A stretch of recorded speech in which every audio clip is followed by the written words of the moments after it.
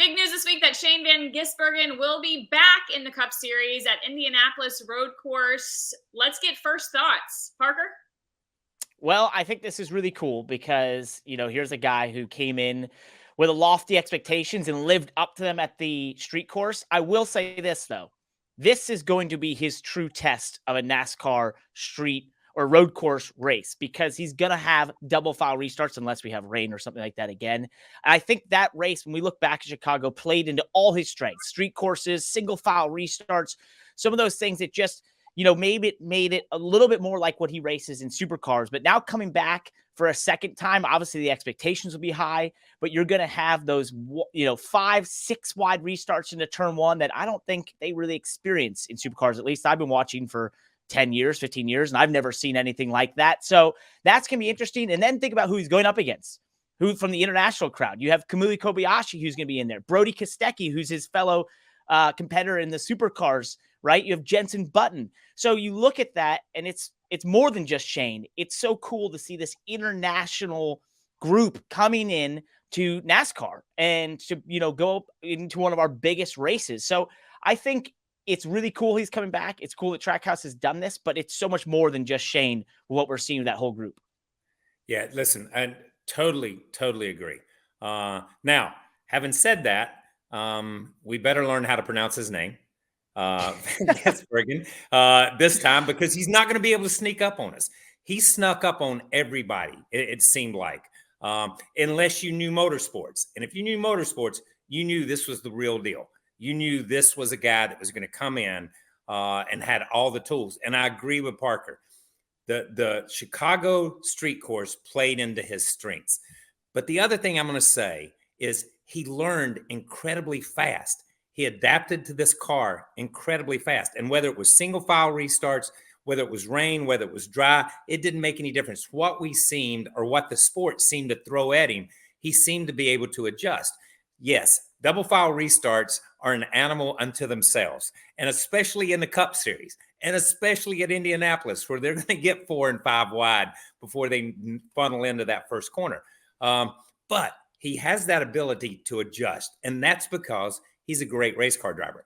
I've said it before. I think this car, when NASCAR made the decision to go to the car that we have now, the next gen car, it opened the floodgates, or opened the door. Let me put it this way: open the door for international drivers from other formulas to be able to come here and race, whether it be open wheel, whether it be sports car, whether it be Australia, Europe. It didn't make any difference. It opened that door. I think his win in Chicago, okay, I think it opens the floodgates a little bit. Think about when the last time we had 4 international drivers. I think they showed up at Daytona and maybe 77 or 78 for the International Race of Champions, but not to run in a cup race, This is a phenomenal moment for the sport to have that many international drivers recognize what NASCAR, what we always felt like NASCAR was, but what it is becoming in the international form of motorsports. Okay.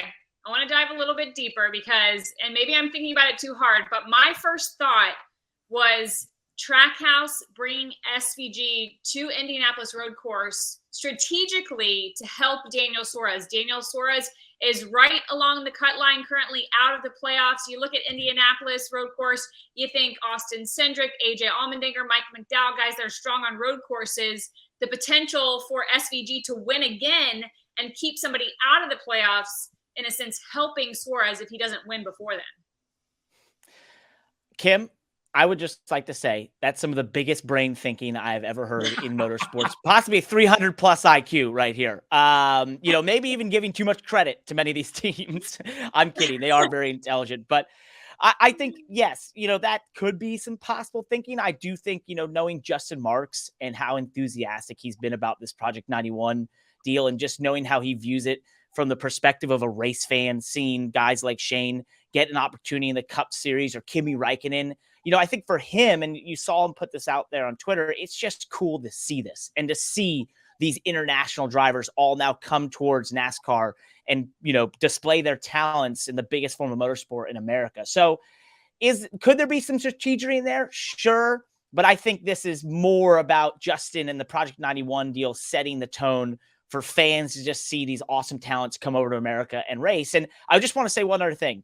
If Brody Kostecki or any of the others come in there and are as good as Shane, then the driver market is wide open coming 2024, 2025. And you better, if you're a Cup driver, even myself, we better go out there and figure out our road course skills, because this is going to change the perception of owners around the world.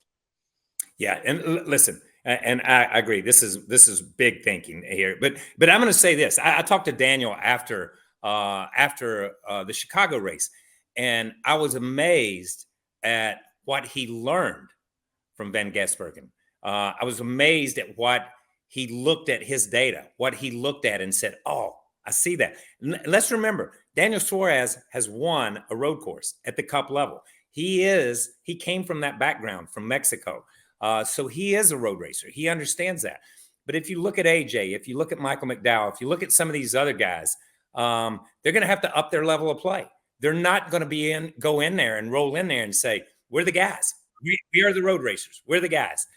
There's another level above them right now. And the proper equipment, it's going to be tough for those guys to beat them. At the same time, and I said this before, it's great for the sport, because just as Parker said, the Cup guys are going to have to up their level of play. And when you play against people that are better than you, when you race against guys that are better than you, you get better. So this helps the tide rise through the whole sport. Hi, I'm Parker Kligerman. For more access like this from Pit Road, be sure to click and subscribe to the Motorsports on NBC YouTube channel.